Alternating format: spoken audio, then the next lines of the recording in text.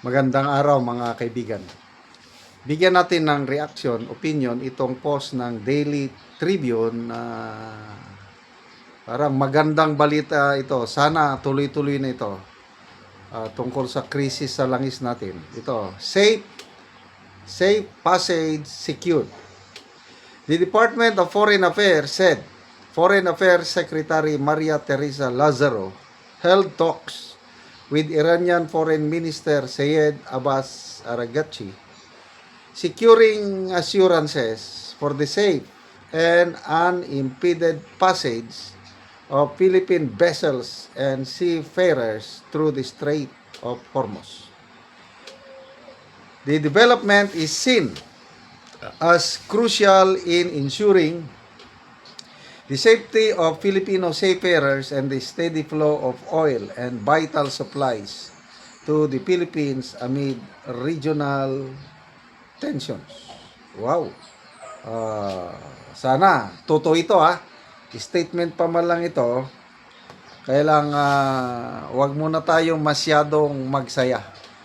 Kasi, I'm sorry ang Marcos Jr. administration, mahilig magsalita ng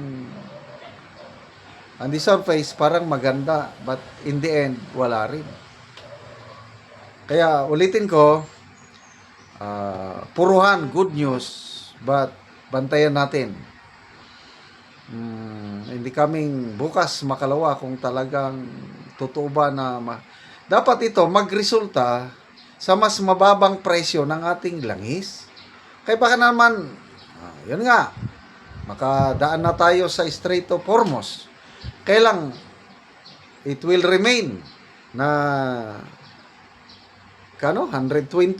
Dito sa amin sa Mindanao, 120 ang diesel, 98, 95, 98 ang gasolina. Ang hirap.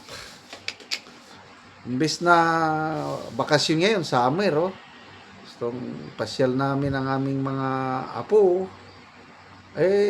limited ang lakad.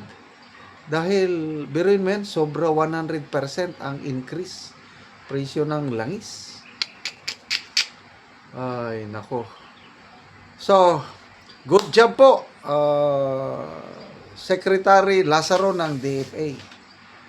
Anong makikita natin, lesson learned ito na yung ganyan ba, mas maganda yung makipagkaibigan tayo lahat. Huwag yung didikit sa isang bansa lang, kagaya nito. Masyado tayong dikit sa Amerika. Ang Amerika, ang daming kalaban. So kung masyado tayong dikit sa Amerika, lahat ng kalaban ng Amerika, kalaban na rin natin. Kaya I hope this government and the succeeding administration will learn from this, na sundin natin yung konstitusyon. Nakalagay naman sa konstitusyon yung foreign policy na tatahakin ng gobyerno. We should be friends to all and enemy to no one.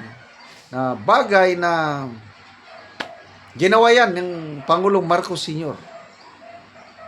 Although aliado tayo ng Amerika, dahil may mutual defense treaty tayo, meron tayong Subic Naval Base, may Clark Air Base, panahon ng Marcos Jr. Panahon ng Marcos Sr.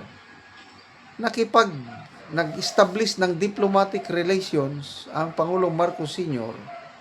sa USSR noon, na Russia na ngayon, at saka China. So basically, dapat kaibigan natin ang lahat. Hindi ngayon na ang dahil lang sa sigalot sa West Philippine Sea, parang naggigirian tayo, na naghanda na tayo na makipaggera sa China.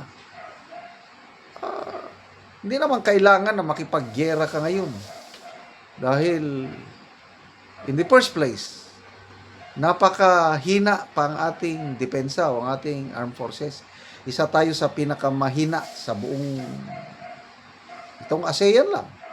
Wala na, kulilat na tayo sa sa defense capability. Kaya wag yung wala yung away-away. Pinaka-the best ngayon yung pronouncement ng Pangulong Marcos Jr. Again, saluduhan ko siya, pasalamatan ko siya yung change of policy niya na dati nakikipagbangayan sa China, ngayon gusto nang makipagtulungan ah, sa pag-explore ng langis sa West Philippine Sea, joint exploration oil and gas sa West Philippine Sea.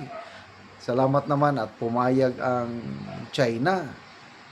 Problema lang, mayroong statement ng spokesperson ng West Philippine Sea, sinasabi na hindi daw maaasahan, hindi daw reliable partner ang China pagdating sa mga usaping ganyan.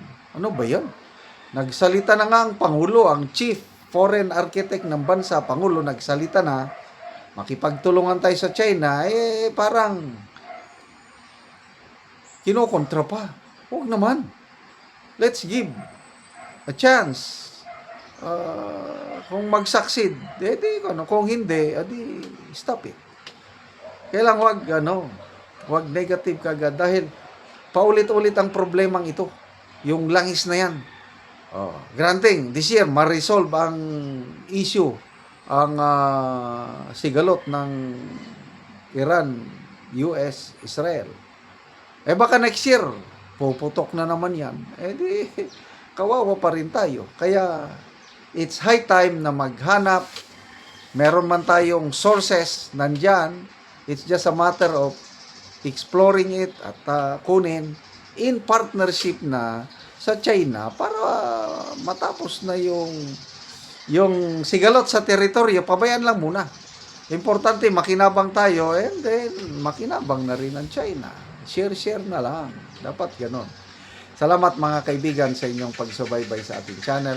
Nakakatulong kayo ng malaki sa tribong Talandig ng Bukidnon dahil ang sweldo natin sa channel na ito is pantulong po sa tribo. Namimigay tayo ng libreng yero at pako para makapagpatayo itong tribong ito ng mas maayos na tirahan. Panoorin nyo ang video na ito. Nani ang nahatag na mo ngayro, so mag-atop na ni karon ang natagaan namo. So tanggalo na gyud ang mga sako. Mga pluro. Guys. Tanggalo na gyud. Ang mga hero lata na kayo. Tungod sa kadugayon na, so mga sako na lang gyud dayon ang gipang butang.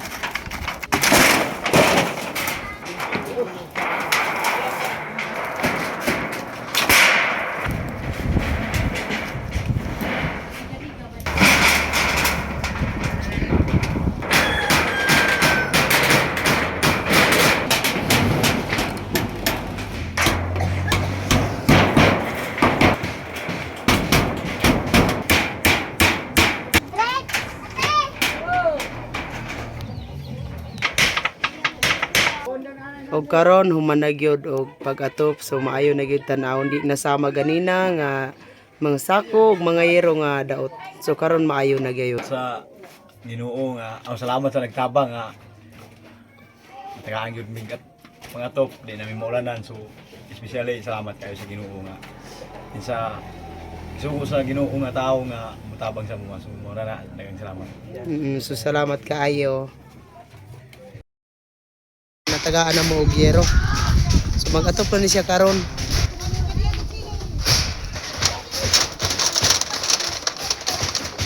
So mao na ni ang iyang atupan karon ni Kuya sa natagaan na mo og yero. Patindog siya og balay.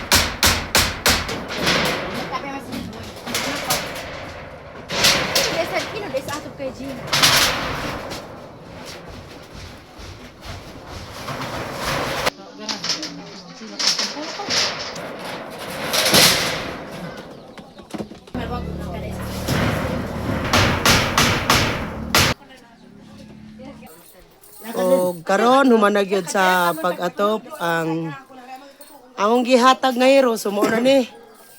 Kuha na gyud ka nang nakaatop na gyud ang mga tao nga gitabangan sa yero. So dili na gyud sila ulanan ani. At sa Ginoo ug sa nagtabang sa sin nga dili na may maulanan kay nailisda na among sin nga buslot sa bag-o. So dako kayo mong pagpasalamat sa labaw makagagahom Mm. ug sa naghatag sa sin. Dili pa gid may kapalit sa sin tungod kay wala ni kwarta nga ikapalit ug walay nagtabang sa sin dili pa gid may makaatop. Oh, so salamat kayo Salamat kayo.